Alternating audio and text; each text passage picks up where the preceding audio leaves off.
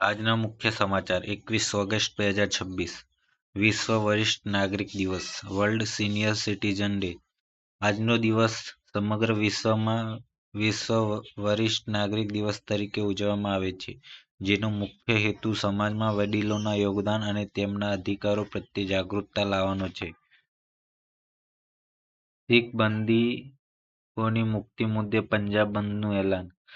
કોમી ઇન્સાફ મોરચા દ્વારા જેલમાં બંધ શીખ કેદીઓની મુક્તિની માંગ સાથે પંજાબ બંધનું એલાન કરવામાં આવ્યું છે। આ વિરોધ પ્રદર્શન અને માર્ચના કારણે શાળા, કોલેજો, બજારો અને વાહન વ્યવહારને અસર પહોંચી છે।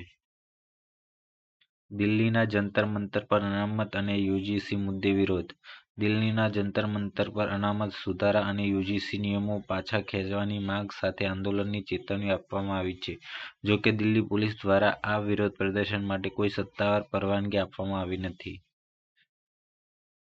દેશના 27 રાજ્યોમાં ભારે વરસાદનું રેડ ઓરેન્જ એલર્ટ। હવામાન વિભાગ આઈએમડી દ્વારા દેશના 27 જેટલા રાજ્યોમાં આગામી સમય માટે ભારેથી અતિભારે વરસાદની ચેતવણી આપવામાં આવી છે। આ દરમિયાન 90 કિલોમીટર કલાકની ઝડપે પવન ફૂંકાવાની શક્યતા દર્શાવવામાં આવી છે।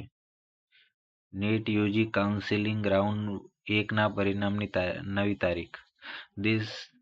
દેશભરના મેડિકલ અને ડેન્ટલ કોલેજોમાં પ્રવેશ માટે નેટ યુજી કાઉન્સિલના પ્રથમ રાઉન્ડના પરિણામોની તારીખમાં ફેરફાર કરવામાં આવ્યો છે અને તેનું પરિણામ જાહેર કરવાની પ્રક્રિયા શરૂ થઈ છે।